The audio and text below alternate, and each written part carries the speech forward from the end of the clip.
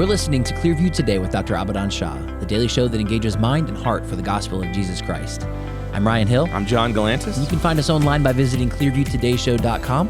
Or if you have any questions for Dr. Shah or suggestions for new topics, write in and let us know at 252-582-5028. Or you can send us an email at contact@clearviewtodayshow.com. That's right. We want you guys to help us keep the conversation moving forward, and you can help us do that by supporting the show. You can share it online with your friends and family. Leave us a good 5-star review on iTunes or Spotify. Absolutely nothing less than 5 stars. Do you know why? Because I don't like it and it's mean to me. Please. We're gonna leave some. Don't. We're gonna leave some links in the description so you can do just that. Today is April the 26th, which means that our date the word today is coming from Ephesians chapter 4, verse 26.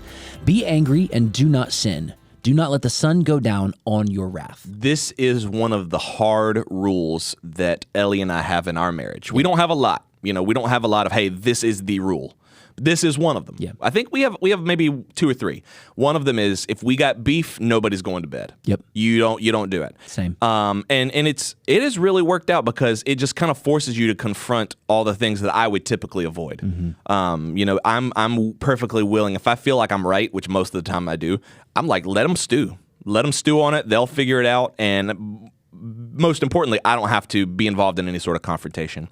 And so having this rule in our marriage has really, really, really, I think, elevated our trust in one another because nobody's going to sleep until this issue is solved and we're at peace again. Yeah. Well, and it points something interesting out about anger. Mm-hmm. It says, be angry and do not sin. It's right. not a sin in and of itself to get angry That's at right. something. It's a normal response. It's a natural emotion that we feel. But what we do with that anger then can lead us to sin. That's where right. your thoughts That's right. take you, where your actions take you. If you speak out of anger, then you start to enter into that sinful territory. But feeling angry about something is a normal response. It's That's like right. feeling fearful or feeling upset about something.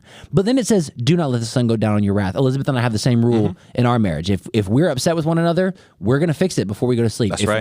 If it takes all night, then it takes all night. Because more important than me going to sleep and tossing and turning and getting some amount of rest is repairing what is broken between us. Yeah, that's right. And if these daily verses are helping you, you can get them on the Date the Word app. In fact, they're a partial sponsor of today's episode, and you can get it for free on iPhone or Android. Every single day connects today's date to God's Word with the hope of making it more memorable for you. Oh, we made it. It's Friday. It's Friday. Here's Gotta the deal, get down though. on. We're about to go into a big weekend. It's a big weekend, man. It's a big weekend. Big How you feeling? weekend. You feeling? I feel ready? good. I feel good. Everything is where it needs to be. Got some butterflies, but that's normal. It's play weekend. It's play weekend. Tom Sawyer. The Adventures of Tom Sawyer, Huckleberry Finn, and Joe the Harper. friend that didn't and also get a book. Joe. Yeah, it would have been great if that was a trilogy. Like the first 2 got a book, and then Joe Harper gets his, but you never hear from Joe. No, it is you don't what it hear is. from Joe. Hey, listen, I'm going to give you $1 million for all your troubles because Oh, and you've I done a love great that. job directing this play. Thank you. You've done a great job acting in the show. You're a character in the show. I have one line, and I have delivered it with the fullness of my ability. You have one scripted line. I have one You have scripted line. a larger part than just the one True. line, but you have one scripted line. True. I'm going to give you $1 million. And I love that from me. Here's the only bugaboo. Any food that you ever have, and David, you can answer this too. I do eat from time to time. Yes, So. any food that comes with sauce, you don't get the sauce. You got to go without the sauce. So if you eat spaghetti, that's just dry noodles. Oh, David, if you eat, I was thinking like French fries and ketchup. I'm like, okay, I could same. probably. Yeah, same. If you eat, like David, you eat, Kurt, he's already shaking his head no. He's already like, no, not happening. This is salad without dressing. Yes, this is salad without this dressing. Is wings with no sauce. This is wing. This Yeah, is this is pizza dry wings with no sauce. That's crusty. That's just bread and cheese. It's gonna be bad. That's why you're getting $1 million. David, you eat like curry, right? I think that's just chunks of dry beef. I and could- carrot. I could do almost everything. So like I can do the wings with no sauce. I can do salad with no dressing. It's not great, but I can That would manage stink, it. but Yeah, yeah. it's not. I've done it too. It's not fun. Yeah. Butter chicken with no. It would Oh, just be that's a little not even butter chicken at that point. Yeah, it's just chicken chunks on rice. soup. Yeah, is soup is more or less done. Soup is an empty bowl. Campbell's tomato soup is just literally it's an empty bowl. It's like maybe a little bit of water if you have tomato to add soup, except no, it's not. It's just a bowl of It tomatoes. just doesn't exist for you anymore. Yeah, dry pasta. Would you eat like dry noodles? I couldn't do that. No, I couldn't do that. No. I think that the sauce makes it. There's some things like fries. I mean, the steak. Think about a steak. You don't get steak sauce now. I could do a steak without steak sauce. I've done that before. I could do that. But almost all chicken, you need some kind of sauce. Is butter technically a sauce? Like, would you eat a baked potato with no butter? So it depends. I think if you put the butter on, if you spread the butter, I would not consider that a sauce. Yeah. But if it is melted butter that you drizzle over something, that to me is probably a sauce. True. I would go with that. I think you can still spread stuff. You can have preserved. I think I'm going no. I don't think I can do this. I think I would do it, but it would be a miserable life. I don't know. Why do you want to be? You're getting $1 million. Why do you want to be miserable and rich? Yeah, true. I would rather be happy and moderate. Let me. I gotta think that through. Yeah, I don't think I can do burgers too. Plain burgers. I could do plain burgers. I've done that. No pizza, like bready pizza's pizza. done. I mean, you have like glorified cheesy bread at that point. I might have to go no. I think no. I need to think about I need to think about like the welfare of my children with giving up this $1 million. But I think I'm going no. I think I have to go no. Y'all just have to get your own scholarship. Sorry about you. Y'all just have to work hard. I don't think I can do that. Let's ask Dr. Shah when he comes in. I wonder if he would do take. You think so? I think he would do it. Yeah, he'll do it. That's intense. Write in and let us know if you would take that deal. No sauce on any food forever. Yeah, no more sauce. For $1 million. No more sauce. Write in and let us know. 252-582-5028. Or you can visit us online at clearviewtodayshow.com. We'll be back after this. Hello, Clearview family. I'm Nicole, And I'm David. and we want to talk to you today about the Clearview app. You know, there are so many churches out there that put their sermons on YouTube and their announcements on Facebook and their prayer list on Periscope. I didn't even know Periscope was still functional. Oh, it's not. And that's why nobody can find their church's prayer list and nobody's prayers be getting answered. But here at Clearview, we believe in making our content as accessible as possible. That's right. Clearview produces so much content every single week, including Dr. Shah's sermons, original music, a full online store, weekly prayer gatherings, and so much more. Not to mention the #1 best-selling Christian talk show of all time. I don't know if that's accurate. Well, maybe not yet, but that's why we want people to download the app. If you're listening from the Triangle area, we encourage you to check out Clearview Church in person. But if not, you can still follow all of our content on the Clearview app. It's 100% free on the Apple Store and Google Play Store. And best of all of our content is right there in one convenient spot. Make sure you download the Clearview app today, and let's get back to the show.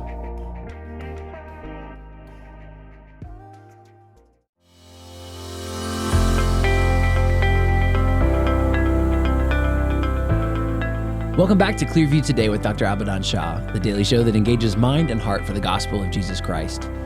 You can visit us online at clearviewtodayshow.com, or if you have any questions or suggestions for new topics, send us a text to 252-582-5028. That's right. We are here in the Clearview Today studio with Dr. Questions today. Dr. Questions, much like our normal host, Dr. Abadan Shah, is also a PhD in New Testament textual criticism. Al just happens to be a professor at Carolina University, whether you can believe it or not, is an author, full-time pastor, and somehow is the host. I'm not saying they're the same person, but I'm saying I've never seen them the same I'm just saying every couple of Fridays, Dr. Shah isn't here, but Dr. Questions comes in. It's just curious how that happened. And it's like I just don't know the dynamic. I don't know like what to do, but I know that he is here on the show. Dr. Questions, we had someone write in today, almost a sadist, if you will, wanted to write in. Lightning round questions. Well, it is lightning round questions, but I'm saying this was what somebody wrote. This was what we talked about in the intro. Oh, you're right. They said they wanted to give you $1 million. They wanted to donate it to Clearview Church, if you can believe it. But they said any food that you normally have with sauce, you got to eat without sauce. So if you eat spaghetti, you get $1 million. But if you eat spaghetti, you just dry noodles. Like, is it for the rest of my life? Yeah. If you eat like curry, just is sauce, right? So I guess you just eat like chunks of beef and stuff. Steak. I don't care if you. Steak purists out here. Yeah, I'm like, where is Heinz 57? Yeah. So lather it up. I also. The steak is good enough. You don't need the sauce. What if I want the sauce? Yeah, I want the sauce. I want the sauce. I don't want your steak. I appreciate that, but I want the sauce. I want the sauce. If it was socially acceptable to drink it as a beverage, I would. Yeah, true. Barbecue sauce. I'll give. I don't think I want the $1 million. I wouldn't take it either. I think I'd take I it wouldn't either. take it. Imagine we were talking about that, but just imagine choking down dry noodles. I That's wouldn't awful. take it. Yeah. That's terrible. I think I'm gonna ban Franklin R from writing into the podcast again. Sorry about your bud. questions are getting a little unhinged. Yeah, man, you gotta chill out. It's getting a little unhinged. But it is Lightning Round Questions Day. It is Friday. It is. So it is Friday. We take those questions that you have submitted by texting that number 252-582-5028, and we pose them to not Dr. Shah, Dr. Questions himself. First question is coming to us, Cindy P. from South Carolina. Ryan, what do you think that P stands for? Oh, that P probably stands for prosciutto. Cindy Prosciutto writes, I loved your episode last week on doubt. Do you think a Christian can ever train themselves, she put that in quotes, not to feel guilty about doubting? Wow. Yes, I covered that a little bit last time. Can you train yourself not to feel guilty about doubting? Can you train yourself not to feel guilty about... I don't feel guilty at all. Yeah.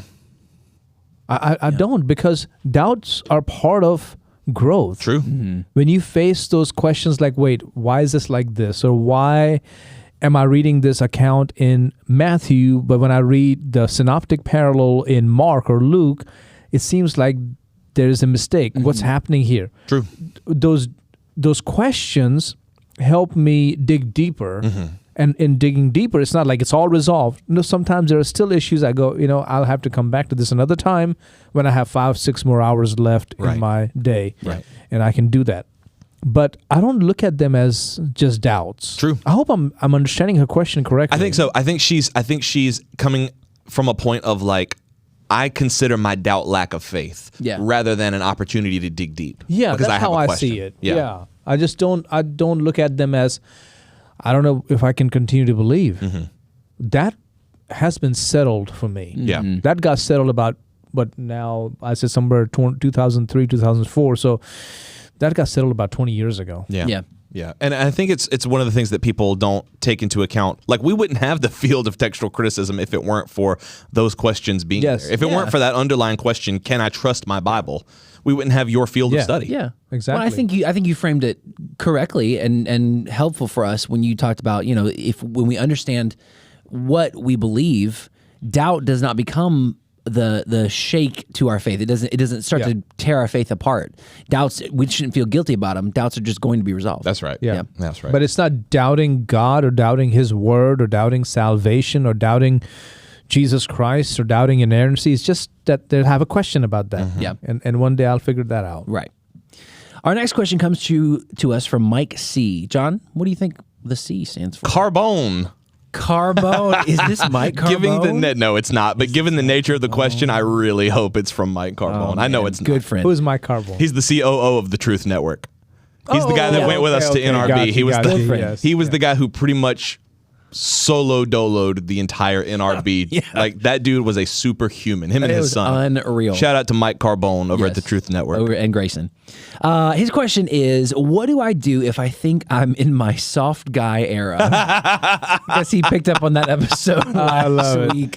I love what do I do if I think I'm in my soft guy era? The question you need to ask yourself is, how much time do you have to play around? True. Very true. So if you have time to play around and get mad at your girlfriend and kind of rake her over the coals on your Snapchat or your TikTok account, okay, then I guess you have plenty of time to fool around. Yeah, true.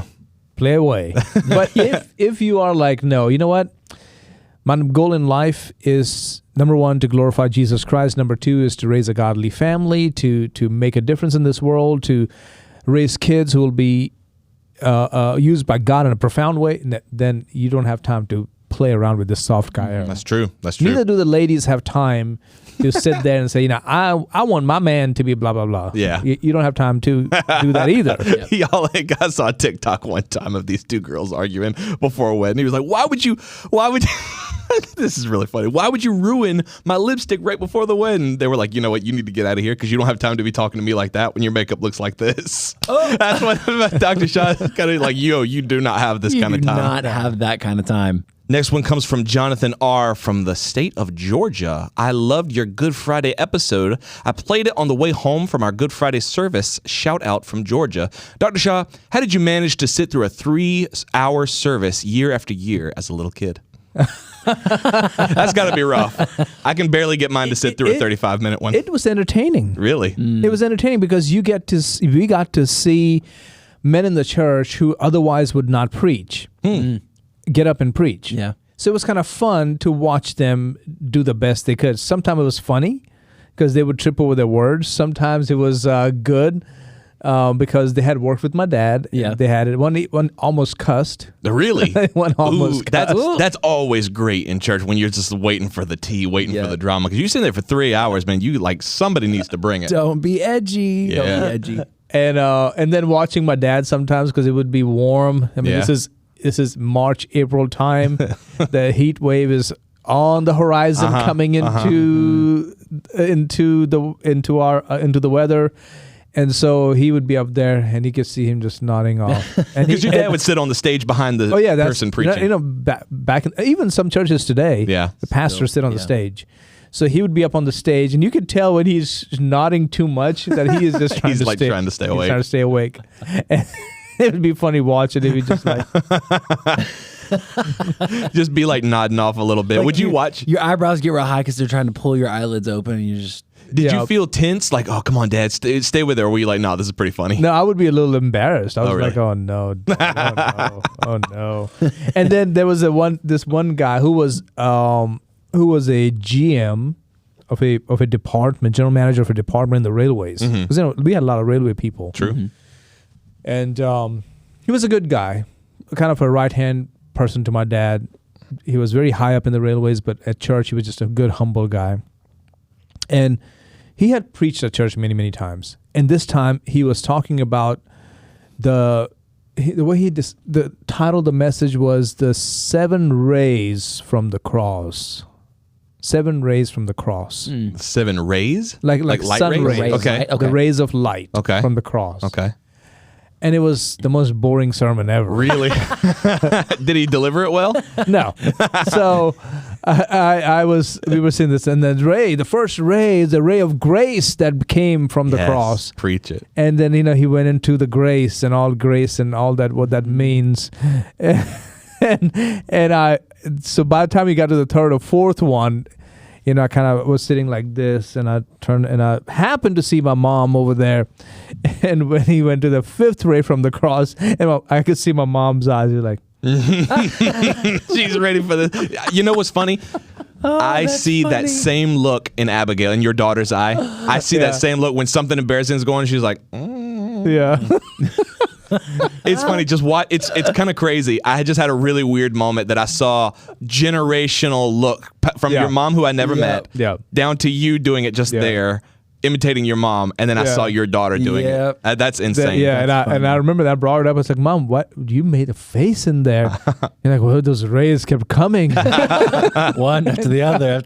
And then another one was, I remember in that service, there was a guy who he came to America, became a big dairy farmer out in Texas. I don't know where he went after that. But anyways, my dad gave him a chance to speak, but he told him that 15 minutes, at the most 20 minutes. He wanted an hour. An hour? How long was your dad's normal sermons? Not an hour. Wow. Maybe 40 minutes. Wow. He wanted an hour. And this is a Good Friday service where different people are coming up to speak. Right. Yeah. And I remember this interchange happening because he was sitting right there. And usually, used to be, I don't know how they were in the last days of my dad or how they are now, but back in the day, the Good Friday service was packed. Yeah. A lot of people were there. Yeah. And so he was sitting there, and I'm sitting here on the front row, and I saw this interchange where this one man was speaking, and after that there was going to be a song, and then this guy was supposed to speak. And I remember watching him and my dad, and my dad said, he kind of nodded to him like, you're up next. Yeah. And they already had this conversation happen beforehand. And he said, like 1 hour. So it wasn't like 1 minute, like, give me a second. It was like, I want an hour. I want an hour. I confirmed this later on. And my dad's like, like 10, 20 minutes is what he said. Yeah. He's like, just 1 hour. And my dad said, the hilarious thing to me is like the non-verbal communication going on. Like something is happening in the immediate foreground of the pulpit, but they're just like, even like, right before he gets up there, like, I'm trying to revisit this one more time. Yeah, and then he never got up. So I was like, what happened? So I asked my dad. He said, yeah, he asked for an hour. And I told him he's not going to get an hour. And then knowing that everybody's running behind, we're getting close to 3 o'clock, we should get out. And he's still asking for an hour. And I told him no. And he said, 1 hour. And my dad said, you're not going to get up here then. Wow. Yeah. And all that was happening non-verbally in the pews. Yeah. Between your dad on between stage. the stage and that side. See, we had pews. And then there was this side pew where the electronic system, the PA system would sit and kind of like an overfill. Right. Overflow row. So he was sitting right there, and I watched this, and I was like, "Oh, what's happening here?" How old, do you remember about how old you would have been? I was probably about, oh my goodness, this had to be like in the late 70s, early 80s. So I was probably like 7, 8 years old. So Jonathan R., to answer your question, that's how you sit through a 3-hour service. You look for the you look for the tea. Yeah. You look for it. That's true. to. You look for the tea. You look for the tea, and guaranteed, I don't care where it is, in a church, it's You'll always find it. going to come to you. Oh, you'll find it. It'll Yeah. come to you. Our next question comes from Eddie G. Gordo. Gordo. Eddie Gordo. Lizzie McGuire himself. style? No, Eddie Gordo. Well, yeah, Gordo from Lizzie McGuire, but I'm thinking Eddie Gordo from Tekken 3. Oh, okay. Remember the guy that did all the flips and stuff? yeah. That's him.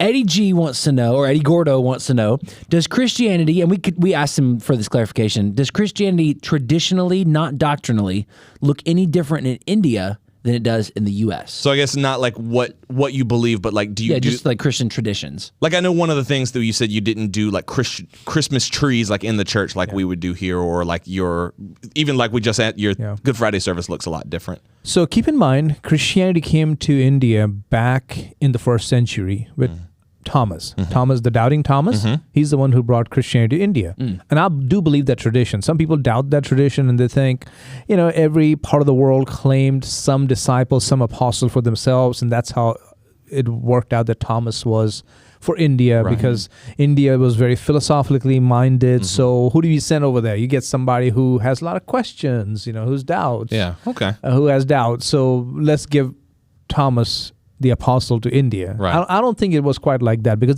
there's a lot of proof that the St. Thomas Christians did come from Thomas the apostle. The history of Christianity in India is more complicated than that. So yes, Christianity came first and foremost through Thomas. It came to the south, the southern tip of India. Then Christianity did come several other times through different peoples, different missionaries who brought Christianity, who were not connected to the St. Thomas Christians, who were not connected to the Syrian Orthodox Church. They were sort of a little different. And then Christianity came to the western part of India, but this time it came from the Portuguese. Right. Then it also came from the Dutch, because Dutch East India Company was also in India. A Portuguese Vasco da Gama came to India. So some form of Christianity came. I'm not saying evangelical, born again, saved Christianity. Right. No Southern Baptists happening in India. This may be Roman Catholic Christianity. Then with the British East India Company, another form of Christianity came to India. It came more to the north. Okay? And that Christianity looked different. So that St. Thomas Christianity is different than the Portuguese and the Roman Catholic Christianity to the west part of India. North part is more Anglican, like my mom's side of the family. Of course, my dad's side Muslim, so no connection there. Mom's side of the family, they were part of the Dutch Reformed Church. How in the world did the Dutch Reformed get connected to that? Because some Dutch Reformed missionaries came to India, right, and they brought Christianity that way. And then the British brought Anglican Christianity. It's a very high church. Right. So you have all these different traditions. So once you begin to really step into Indian culture, you go, wait, there's a lot of diversity here. Yeah. Is there a particular Americanized denomination that you would say most compares to how you grew up in the Alliance Church? Probably Alliance, the one I grew up in. And because Alliance is a Christian and Missionary Alliance is an American denomination. Oh, I didn't know that. Yeah, it was founded by A.B. Simpson. Okay. Who was a Presbyterian. What are some of the things? So like we're a Southern Baptist church. What are some of the, even if they're not as radical, what are some of the differences that you would note? Like if we were to go to your dad's church in its prime, what are some of the differences that we would see? Well, keep in mind, my dad grew up Muslim. Mhm. So when he became a Christian, he had to learn Christianity. He had Right. to learn what it is to be a follower of Christ, Mhm. to be a Christian, to do church. And so the seminary he went to, Union Biblical Seminary, had professors and scholars coming from all over the world. Oh, that's a good point. that's they a were, good point. and especially from England and Germany and places like that, even some from America. Right. And so he learned from them some of these things. But then there was also a hint of liberalism there.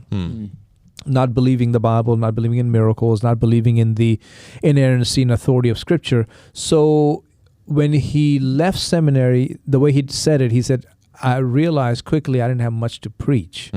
Wow. And so he actually subscribed to The Sword of the Lord by John R. Rice. So if any of y'all know who John R. Rice was, it's Sword of the Lord. And he began to read that. Now, and keep in mind, he has a master's from a seminary, and yet he goes and he's reading this newsletter that comes out with messages and sermons and all that by John R. Rice. John R. Rice was a kind of a fundamentalist, evangelical preacher, teacher, great man of God.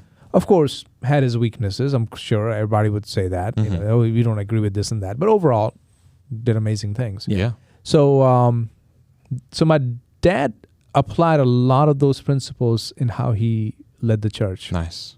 So even though it was a Christian Missionary Alliance church, and John R. Rice was more Baptist-like, Southern Baptist-like. So, but he operated almost like a Southern Baptist church. Wow. That's Where really awesome. yes, the Christian Missionary Alliance owns our building, but you can't tell us how to do things. That's very similar. I guess that's where you learned it from, because I feel like that's extremely similar to how we do things at Clearview Church, where we are a Southern Baptist church. At the same time, we more or less do what we feel is right and what we feel God is calling us to do. And what we do is, of course, Southern Baptist, Right. but it's also like-minded churches. Our worships are very lively and strong and Christ-honoring. Right. So also our worship back in India was very strong, very good. But we had a lot of high church hymns. Really? Yeah, a lot of Anglican hymns. My grandmother used to lead them. Wow. But they were so boring, but they were high church. Yeah. But Sunday night it was bring on the instruments on, and the go for it. tambourines and everything, and it would just go at it. Wow. But Sunday morning was let's stand together. That's really awesome. So that's the culture I grew up in, with a lot of high church, but at the same time this fire revivalistic get saved today Yeah. service. David actually, our engineer, just sent a photo in our radio thread of John R. Rice. Yes. That's the guy you were talking about right there. Yes. Wow. Yeah, that's him right there. Very cool. He wrote a book called Bobbed Hair, Bossy Women, and Women Preachers. Really? Wow. So he was in some sense controversial. Not as controversial as some other ones, but he was known in his time as Stir It Up. Incredible. Yeah. As titles go, that one's up there. We have got, that's a great title. We have got time for one more. This is one Okay. that we had last week. Yep, there's the book right there. We had this one come in last week, but just because of time's sake, we cut it. So I'm going to skip ahead to this one. This is Christopher H. from North Carolina. What do you think the H might stand for? Hinkle. Christopher Hinkle wants to know, at what point does someone go from having a doctrine you disagree with to teaching a false doctrine? So I guess that's the where's the line? Because there's sometimes from the pulpit you'll mention a scholar and you'll say, hey, I don't agree with everything this scholar says, so I definitely disagree with it, but I'm more or less we're on the same page, or I'll at least shout him out from the pulpit or give him his due credit. Yeah. But there are some who say, no, that's way too far. I'm not mentioning you in my books. I'm not mentioning you in my sermons because this is a heretical doctrine. Yeah. I guess he's asking, where's that line for you? Or where's that line objectively? Yeah. Most of the times there are people that I use who do cross the line. But they are so good in that one particular area. They're so objective, better than even our own people. Wow. Like when they're researching that particular word in Greek, or they are giving you historical information about a time period. Yeah. And they don't even believe in the Trinity. Do you have any... Yeah. But maybe I'm okay even- with that because they're giving me solid research. Yeah. Yeah. Well, that's kind of what I was going to ask.